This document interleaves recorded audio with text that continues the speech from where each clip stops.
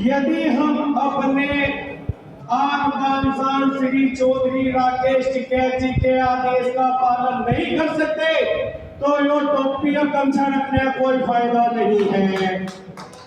क्योंकि अगर हम उनके आदेश के बाद भी उनके साथ मंच पे जा रहे हैं तो उनके आदेश की अवहेलना कर रहे हैं। उनके राजनीतिक लोग कहते हैं देखो ये आगे किसान यूनियन का आदमी अपने प्रवक्ता की बात नहीं मान रहा है तो हमारा क्या साथ देगा।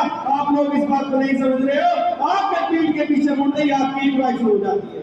तो इस बात को आप समझें कि उन्होंने जो कहा है चौधरी साहब ने उनकी बात का पालन करें। और रही बात वोट की, उन्होंने कहा वोट तो चाहे आप जमा दें, लेकिन सभी ने बताया फिर 13 महीने चौधरी साहब के, वो 13 महीने के बाद में जो दिन रात मेहनत कर रहे हैं, 24 घंटे मेहनत कर रहे हैं, चौधरी साहब आपके साथ खड़े हैं, नरेश टिकैत जी रात दिन जा रहे हैं। मैंने बहुत अच्छी तरह देखा है कि जब जान से घुस के चट्ठावल के अंदर किसानों की बात नहीं मानी जा रही थी तो चौधरी साहब ने तुरंत आदेश किया पैदल चलो, ये इनका बात विवाद बनेगा।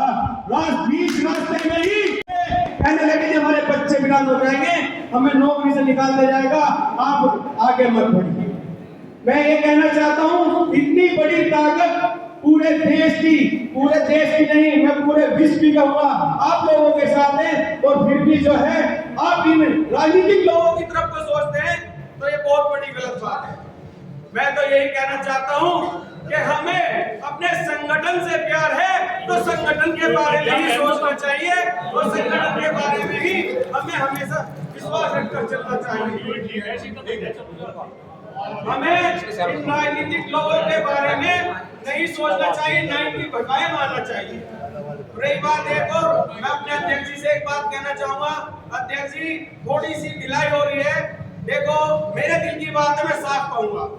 तत्काल प्रभाव से यदि कोई मीटिंग होती है कहीं पे हमारे किसान भाई को, हमारे कार्यकर्ता को या पदाधिकारी के साथ में कोई मामला बन जाता है, कोई किसी तरह की बदतमीजी प्रशासन कर देता है, तो चौधरी साहब मैं एक बात कहना चाहता हूँ, आदेश होने के बाद भी, ग्रुप में डलने के बाद भी हमारे कार्यकर्ता और हमारे पदाधिकारी वहां वक्त पर नहीं पहुंचते हैं।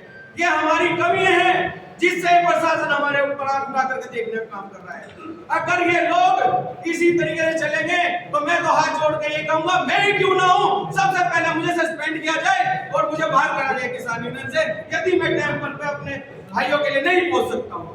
मैं तो इसी बात को कहना चाहता हूं, जय भारतीय किसान यूनियन, जय भारत।